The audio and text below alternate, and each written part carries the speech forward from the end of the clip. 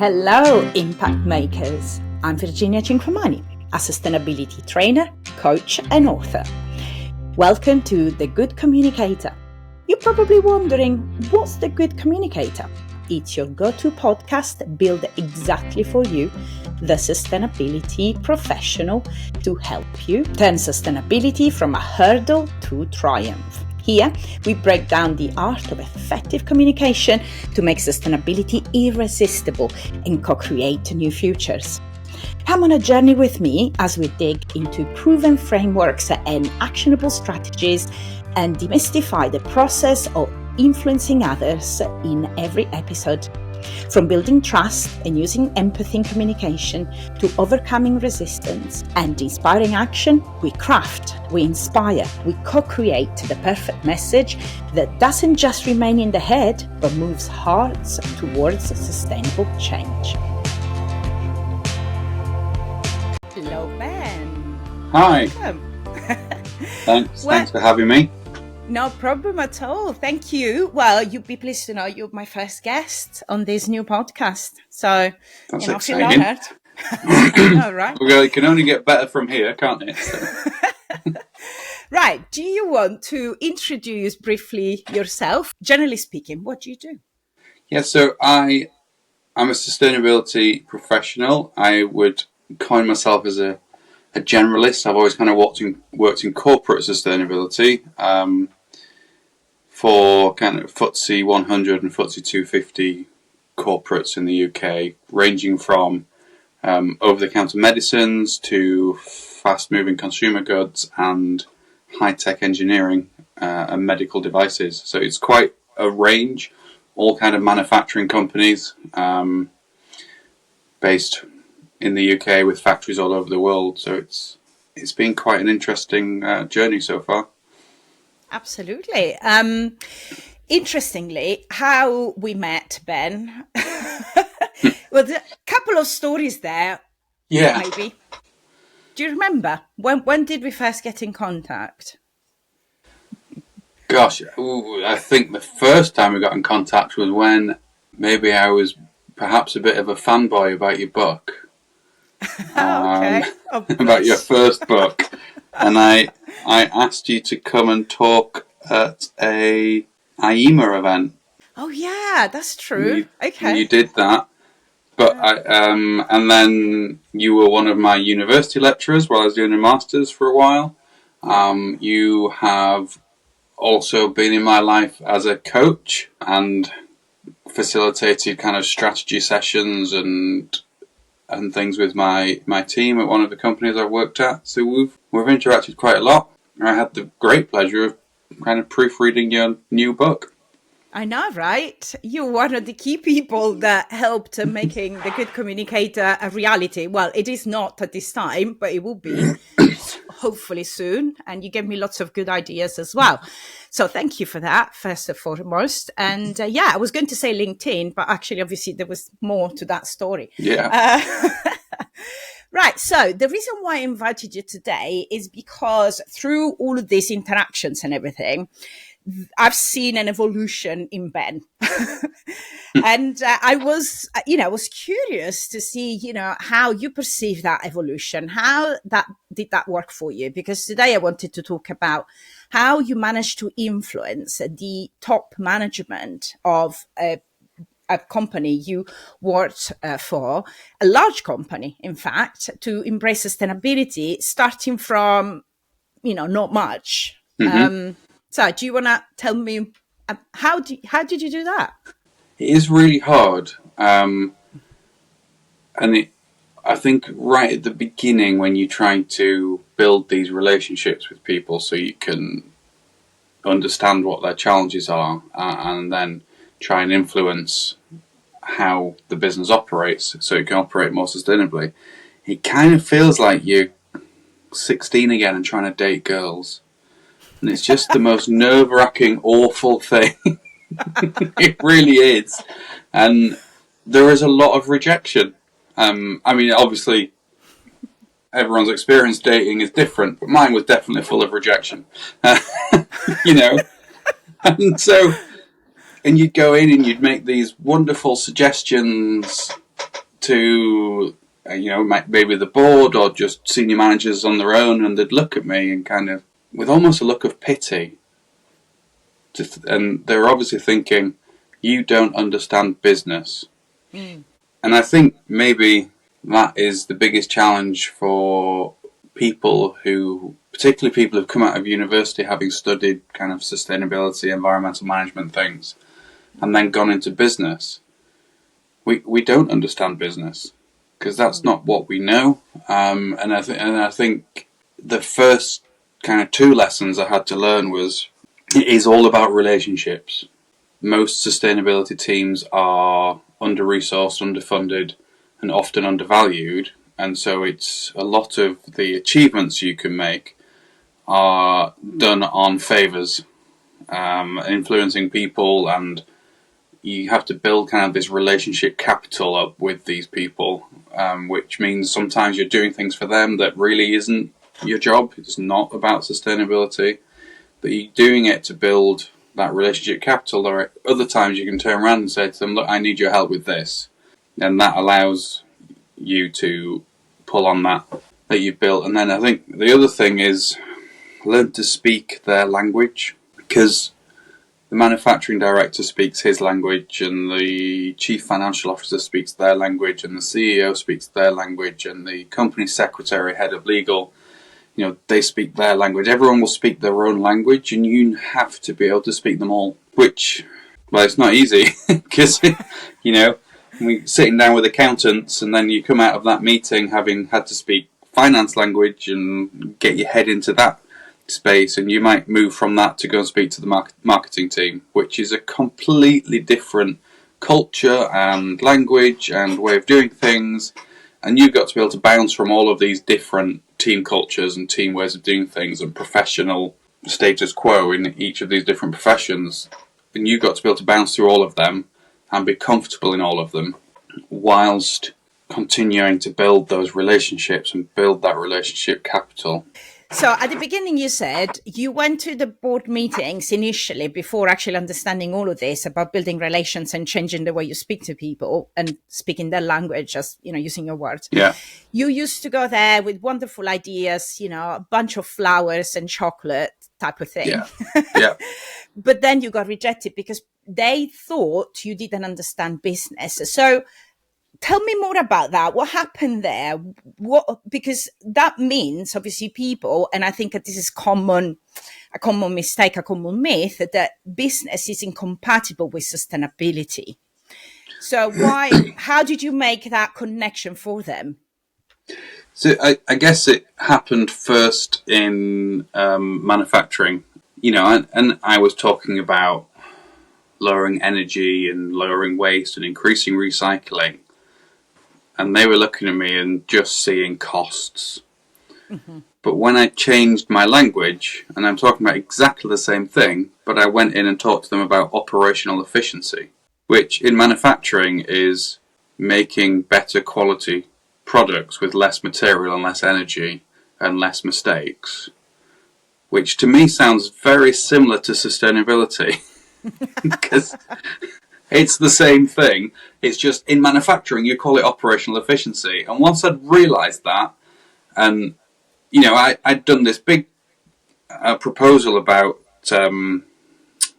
putting in renewable energy and energy monitoring and smart metering and smart lighting controls and heating controls, and spending all this money on a new bins, essentially, so we can recycle more, and putting all these different bin stations and doing all this education, and they were like, well, no, that's just, none of that really needs to happen. I did the same presentation, but I didn't talk about sustainability. I didn't talk about the environment, and what I talked about was operational efficiency and saving money and short-term investment and looking at that return on the investment of the smart controls or the renewable energy generation, or the bins, whatever it was. But I talked about operational efficiency and return on investment, and they understood that. And then they did it. I think it was about £250,000 we spent on our first solar panels. 11 years later, and over £15 million later, just on solar panels. And so much so that they now have so many solar panels, the national grid can't actually cope with the amount they generate. And, and so the grid is having to catch up with the amount of solar panels they've got. And, that company's now got solar panels on every roof space possible in the UK, and then in America and across Europe and in India. It's enormous. And so, some of their sites, their Indian site, it's nearly 50% of all their electricity needs is solar panels. And that came from the fact that I stopped talking about sustainability and started talking about operational efficiency, which seems really silly and petty in some ways. And there were definite times at that moment where I questioned the intelligence of those senior managers, how they couldn't make that connection. And I moaned about it to one of the senior managers, and he went, "All senior managers are idiots. You need to treat them like that." Oh my goodness. No, but you know what? You hit the nail on the head there, because it sounds petty, sounds silly, sounds trivial. Yeah. And it's not actually about people's intelligence. I don't think so. It's more about the human psychology, as we know, the fact that we only act upon what we think is important for us, for our own interest. So sustainability was the S word, as I've been calling it for the last few years, because I hate the term, and I'm sure you would agree with that. It just doesn't encompass what we need to do anyway. Yeah. But it sort of has a bad rep. Well, if you transform that into what they want to hear, almost, then it starts to resonate. You don't even need to say the S word. In reality, if you're, let's say you've got a job and you're head of sustainability, actually your job really is head of sensible business.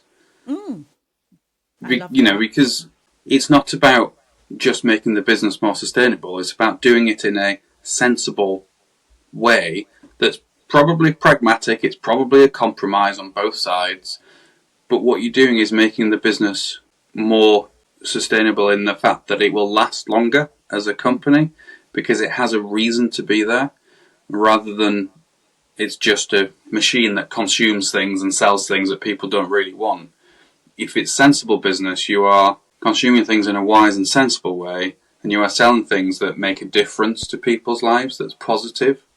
It's not throwaway. It's probably stuff that'll endure. And that's the last company I worked for. That's one of the things I really liked. The company was about 50 years old, but they were still servicing their second product they ever made for customers. It was still out there in the market being used. The technology was old. It was definitely not as accurate as the newer stuff, but it was good enough for what was needed for those customers, and so the company kept supporting it and kept looking after those customers. Their products were expensive, but most of them were on the market and in use for 10, 20 years. That was a sensible business decision, to make things that were durable and that would last a long time, and that's what allowed them to become the market leader in their areas.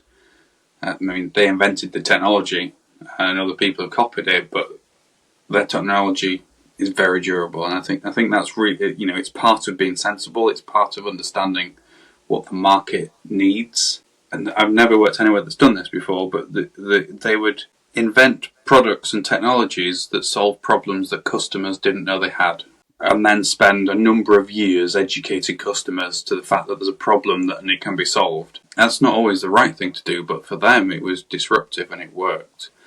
But the way it worked was, get this is a company who didn't like talking about sustainability. Their products allowed their customers, who were manufacturing customers, to manufacture things more accurately and faster, which meant less energy and less waste. Because it's sensible business, as I said before. So it's just actually sensible business. Yeah. A responsible business, as I sometimes call it as well. When you put responsibility in it, who doesn't want to have a responsible business?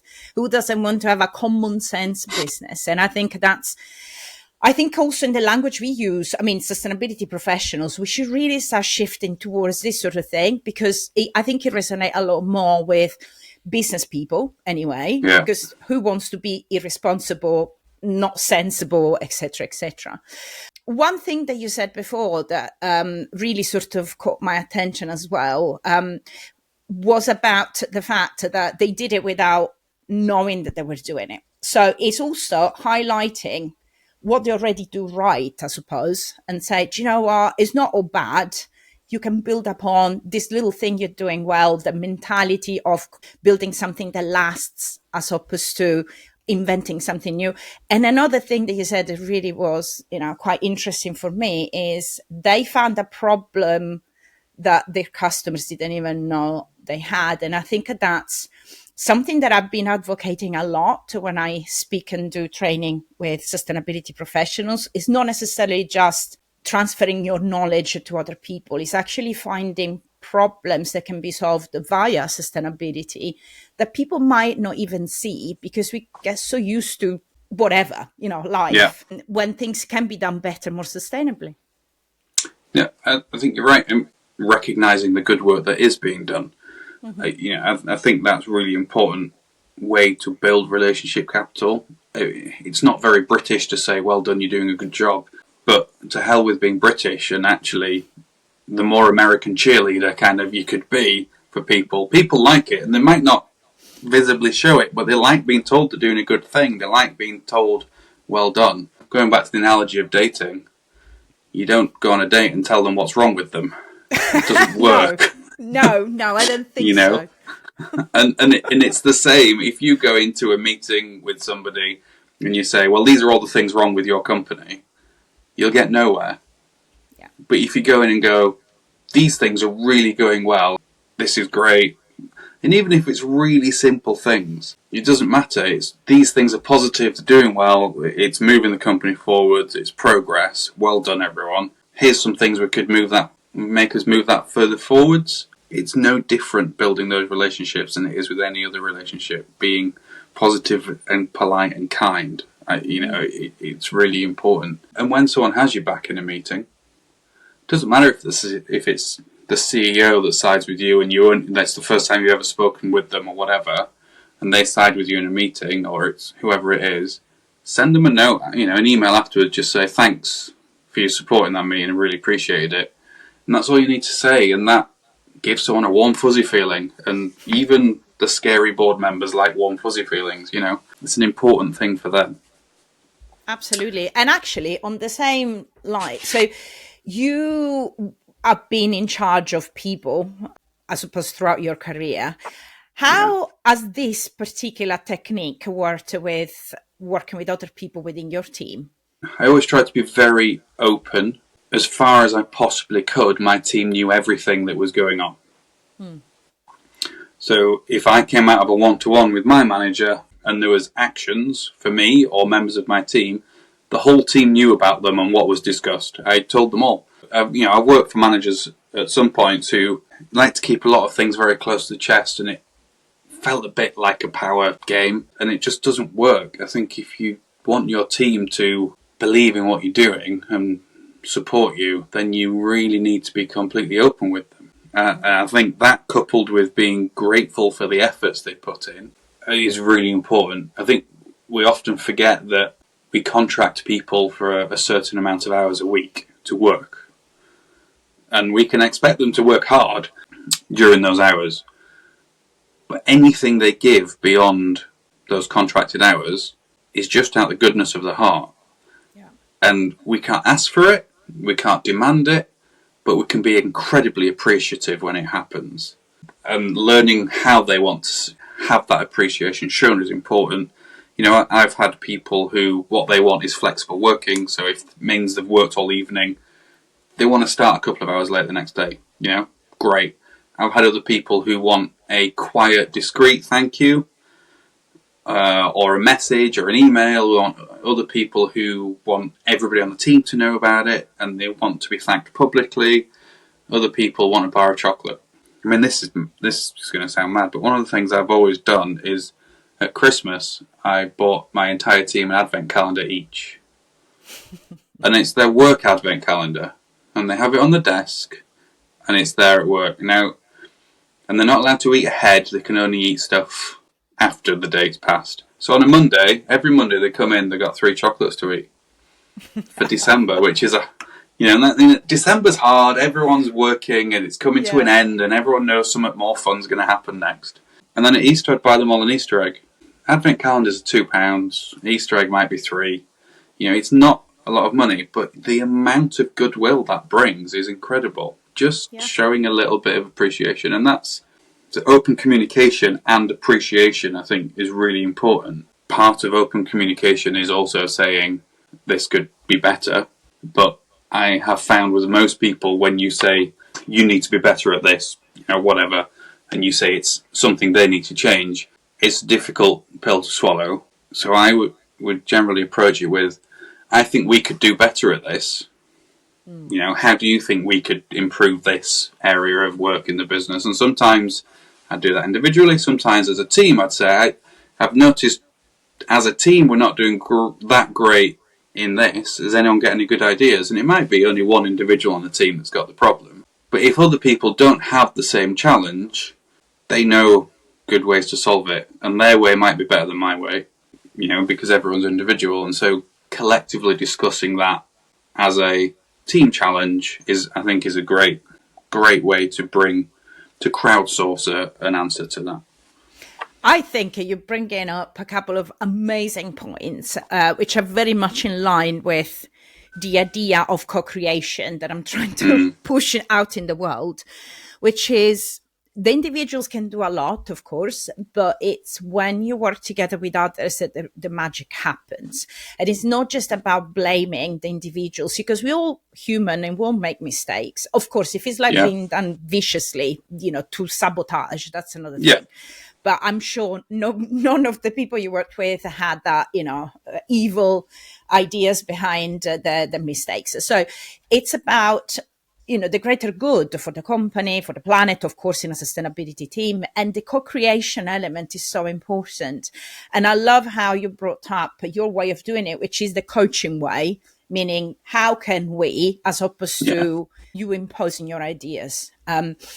So I think that this is quite key, and it's not something that I've seen done commonly in even nowadays, that we're a bit more aware of, the team dynamics and the challenges. So do you do it consciously? Does this happen over time, or, It's definitely something that's developed over time, as I have failed time and time again of giving people constructive feedback and thought of different ways to do it. Yeah, I saw something recently on LinkedIn which I can't wait to try with my next team, it was called monthly 10-10 meetings. And it's 10 minutes of feedback from the manager to the team member and 10 minutes of feedback from the team member to the manager every month. And I think to be a successful leader, you have to develop a team that does co-creation, but that means you have to develop a culture which allows your team to feel safe to feedback to you when things aren't working, because of how you as the leader are behaving or operating. And you've got to be able to take that on board, because the team leader is just another cog in the team. It's not standing outside the team. They should be integral to that team. And the same, team leader, whether corporate leader, it doesn't really matter. You're an integral cog. And so you've got to adjust like everybody else has to adjust to make it all mesh together. So I'm really excited to try that. I've suggested to a few people to try it out. I'm excited to see how it works for them as well. It's a bit of a cultural change, I think, particularly leaders saying, give me feedback, how can I be better?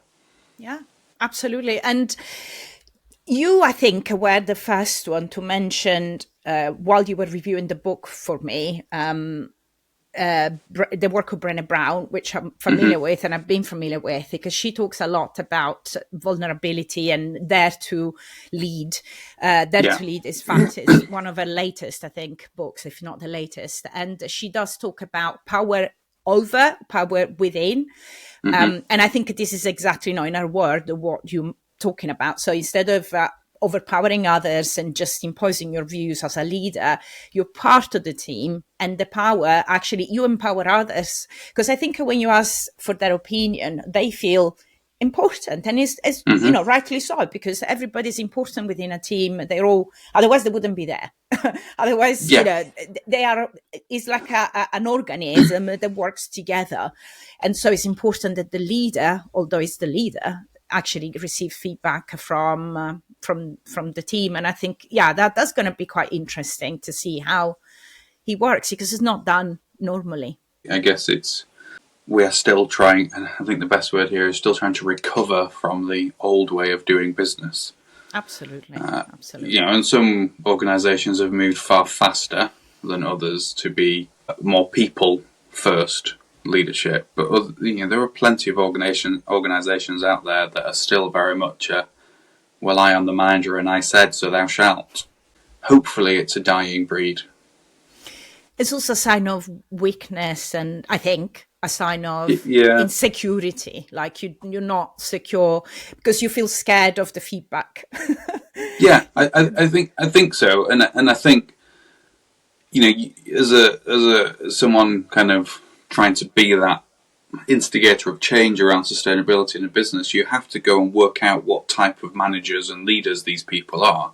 And I think one of that is what's their leadership style, and then the other one is what's their communication style. You've got to understand both of those things to be successful. The company I've just come out of was an engineering company, and all the senior leadership team were either an engineer, and then there was an accountant and a lawyer. But the rest were all like the CEO's an engineer, strategy director's an engineer, they're all engineers. You go and speak to the head of marketing, head of manufacturing, they're engineers, and engineers as a general rule quite like a lot of data. Mm-hmm. And they like a lot of detail. And if they spot a mistake, or the data doesn't get through what their expectation of the data is, your meeting's derailed, and you are going to spend your entire time arguing about a piece of data that might be wrong, it might be right, and their understanding of it might be wrong, but that's irrelevant. You're going to spend the entire time arguing about the piece of data. So it's kind of a Japanese management method. I would go around each individual and sit down with them and discuss the data and get their feedback on the data and the presentation I was going to give before I got to the meeting. By the time it gets to the meeting, everyone already knew what I was going to talk about, which meant we could have a sensible discussion about what's next, rather than them debating the contents of a slide or a board paper or whatever it is. Now that worked in that organisation and that culture because they're very detailed people. In a previous company, the accountant, the CFO was very into detail. There was a technical director. He was very into detail. No one else on the board was interested in detail. They wanted big picture, bullet points. If you presented, they'd want a slide, maybe two, which was, this is what it'll cost. This is the return on investment. This is the impact, either sales or people or reputation. And that was it. And so you have to learn how to communicate. Again, speak their language, but speak their language in the way they want you to speak their language. So it's be meta, but yeah. Yeah, it feels like a bit of a guessing game. Yeah. But I found the best thing to do was to appeal to their ego a little bit and sit down with each of them individually and say, look, I'm trying to succeed. You're really successful. I want to learn from you. So these are my thoughts on how I present. How do you think that'll go? Do you think that's right? Do you think it should be more detailed, less detailed? Do you prefer slides? Do you prefer a paper? And then write it down and then do what they say. You don't need to guess. They will tell you. And that's a 15-minute conversation, and everybody's got 15 minutes. It might cost you a cup of coffee. £3 for a lifetime of happiness type of thing. Well, absolutely. So And that takes me to my next question, which was about DISC personality, which, I'm quite keen on. Yeah. And just for the sake of the listeners, DISC is a framework, based on psychology, but I use it not as a test. And DISC stands for dominant, influential. Sorry, I always say influencer, but no, that's another thing. Influential, steady, and cautious, which are the main 4 personalities you can find around. Now, it'd be silly to say, oh, the whole world is divided into 4, but we all fall within, certain traits. I am a bit of an oddball because somehow I got the 4 of them. So it's difficult to talk to me, possibly, or very easy. I don't know. So I wanted to ask you, because I think the sort of things you were saying about engineers, which are identified as cautious, is the blue corner. It's a colorful graph divided in 4. And the cautious, the blue type, is the sort of engineer. And we're obviously sort of generalizing here, we're all different, but generally speaking, it's about data and it's about task focus. It's not about people, and it's not about the big picture. So, and you said about putting the details for these people, but which DISC personality trait do you identify the most with? So mine are all very close, but just slightly ahead of 3 of them are pretty much even, and then slightly ahead is yellow, which is influential, which in theory means I can tap into the skills of any of them. In reality, it means my brain is probably a little more like a schizophrenic orangutan than anything useful. I think, again, for the benefit of people that don't know about this, the influential type is more focused, is more extrovert, first of all. Yeah. And is more focused on people and big vision. So it's actually the opposite corner as the cautious types. So I'm going to ask you, how is that? You've already explained a little bit of, your tactic in that way, but what sort of challenge does that present when you speak to a whole team of engineers coming from if you went to go naturally and speak your own language, let's call it, how is that, how would that compare? And I think a good example of that is a couple of years ago, I was asked to do a TED talk, and I did it. It was great. And I started it talking about my motivation around sustainability, and I used my 4 children and why they motivate me and why I want to make the world a better place for my children. It's quite emotional, it's quite vulnerable, and our head of comms said, oh, I'd love you to do that internally, repeat your TED talk, and rather than put it on a video, well, why don't you do it? We've got a big conferencing suite, we'll invite everyone. And so we did it. Now, it turns out, if you want to make a room of 500 engineers really, really uncomfortable, is to talk about something in a very emotional way. And yeah, there was a lot of very uncomfortable people in there. Sometimes it means maybe not doing exactly what comes naturally and considering much more how the audience wants to receive your message. And you've got to go back to, what is my goal of this communication? Do you want to say something? Do you want to be understood? Or, is it more of a call to action where you want to be understood and then people go on and do something?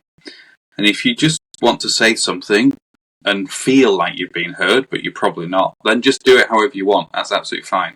If you want to be understood, you need to tailor it to the way the audience wants to receive the message. And that'll take you so far. Now, if you want them to understand it and then do something, you're going to have to really tailor that. And bearing in mind your audience might have people in each of those 4 categories of communication, so you need to capture them all without turning any of them off. And you need a call to action.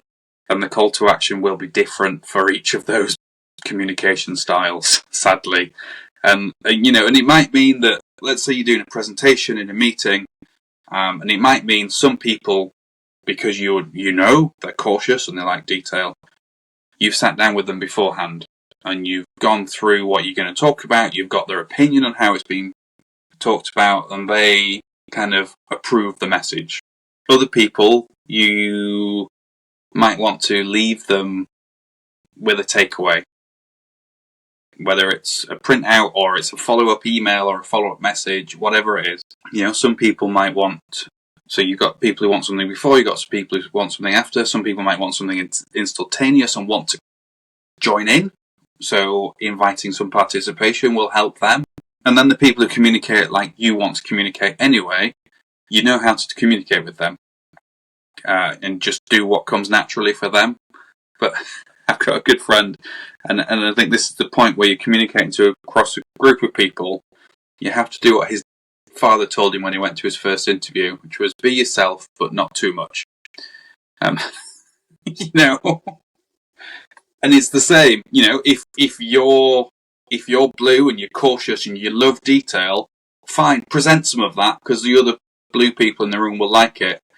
No, you're absolutely turning off the yellow people. When you put your slide deck up and there's 30 slides of graphs and data and none of them are listening. Maybe you want to present as a yellow person, which is big picture and lovely, and then go, and you know what? I'll send you all the detail afterwards. And it's just trying to understand you've got different people, different personalities, different desires, and if you want them to hear you, understand you, and do something, you've got to fulfill all their needs. So that tells me that you do spend some time preparing. You don't turn up and just, show your pretty face.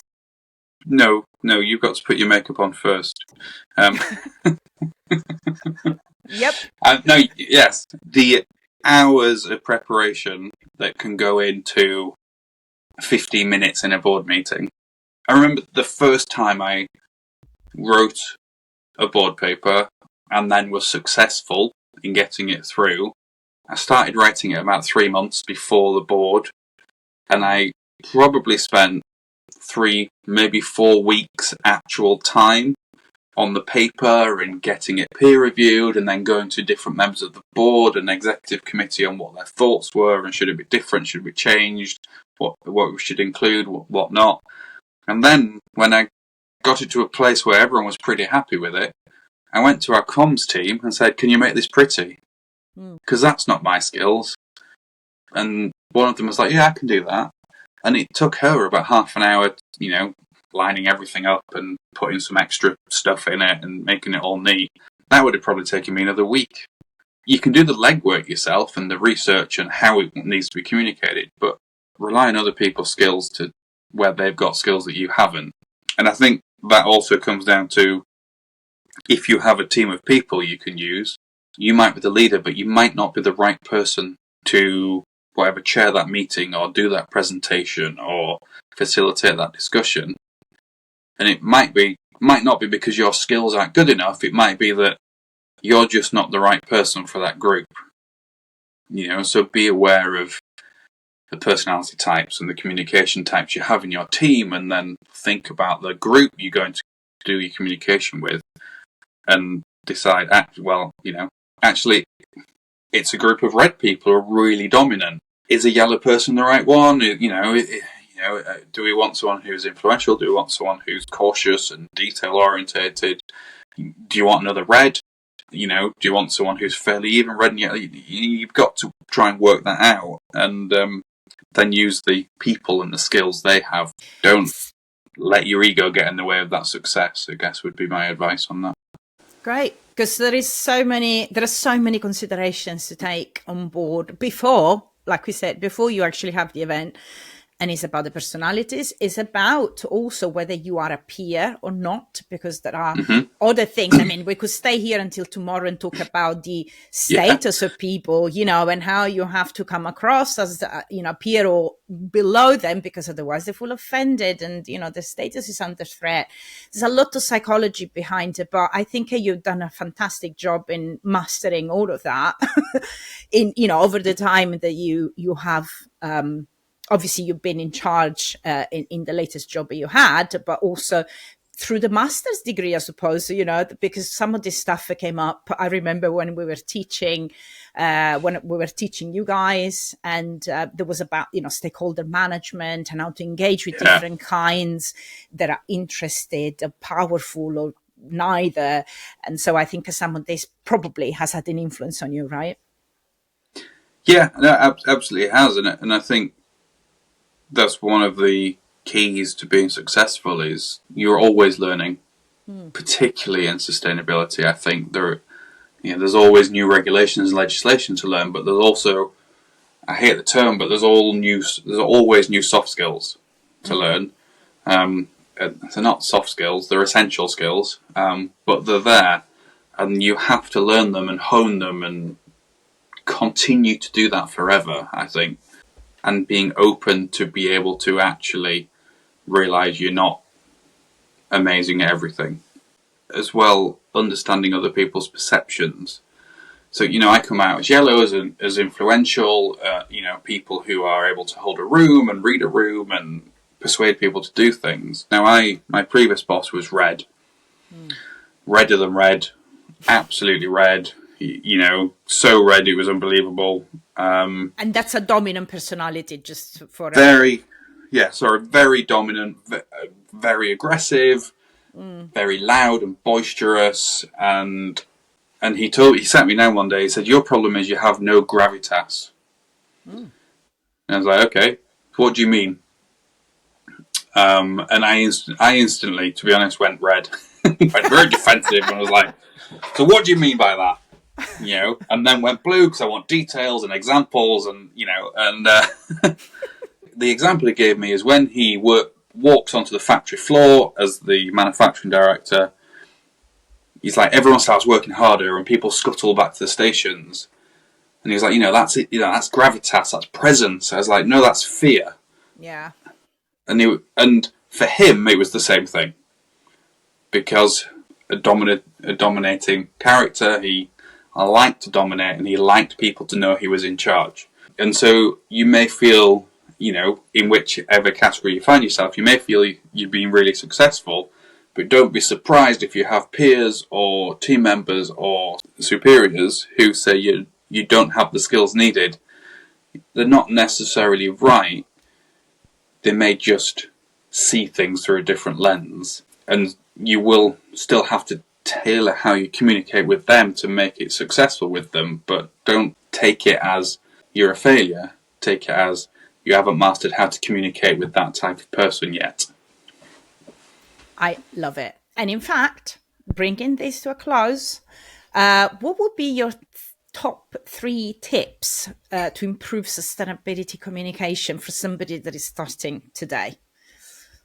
And they want to, bearing in mind, maybe they want to influence their leadership board or their colleagues.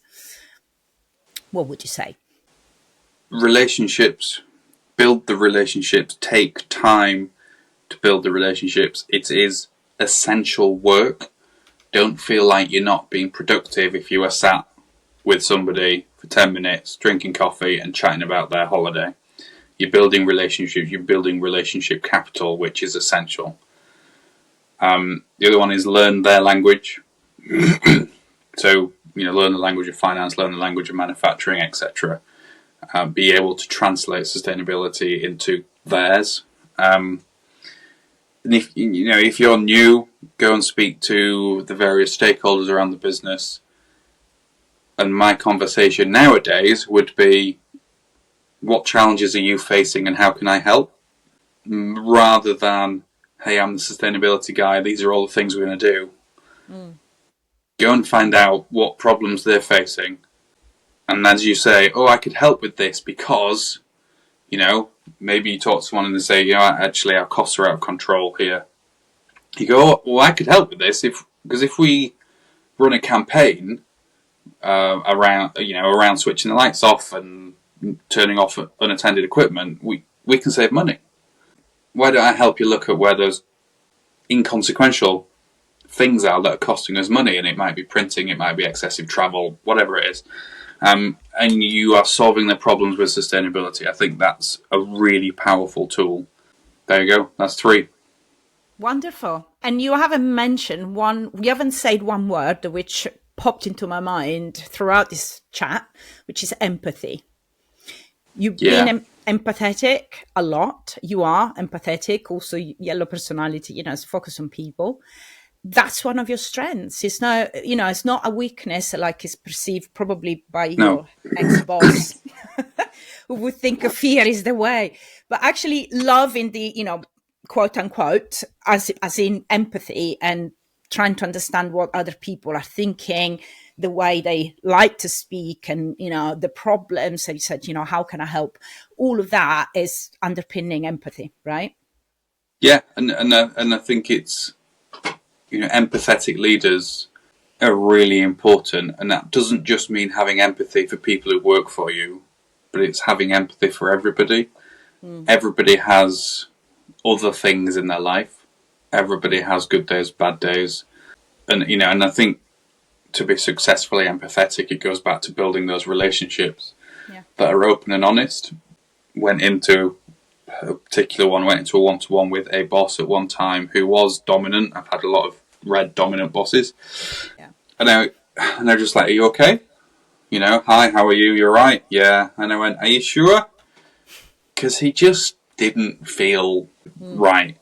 And it turns out it wasn't. There was a big problem that at home with his teenage child, and he didn't know how to deal with it. It was a long-term issue that was going to have to take a lot of time, and it was something I can't say I knew the problem, but I was able to talk about it with him and just I've got teenage kids, and what about this? Have you thought about this? And it changed, I think, our relationship for the better, because empathy should be shown to everybody, and being willing to put aside whatever your goal was for the meeting or objective and change it to, actually, this is somebody who needs a listening ear, and offering that, putting yourself out there. Again, it makes you feel vulnerable at times, but if you do that, people I think they really respect you for that, and being willing to put people first, I think is a very important skill. Wonderful, thank you. In fact, one other thing that came to mind while you were saying this is, have you watched this show on Netflix, New Amsterdam, about the hospital? No.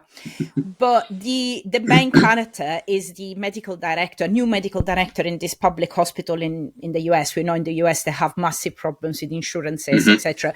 These people, this hospital cures everybody. And the one thing he says as soon as he comes in is, how can I help? Which was unheard of, because usually the medical director will come and just impose his own view. But they change like one every year for the past 5 years. While he had a different attitude, he would come in and say, how can I help? Tell me your challenges and I'll try and do my best to help. And I think this is the new management and new leadership examples that we start seeing around. Not enough, but I think this is exactly the sort of thing that we want to see more, especially in sustainability, where it's not about being nicey and goody whatever. It's about having the results at the end of it and making good business choices. And it's, I think you've got to know when to use each of those communication styles in the DISC profile, because there are times where you do have to be dominant. If you're talking about a legal compliance issue, there's no point going nicey and we could. You just have to say, look, these are the requirements and we have to do them.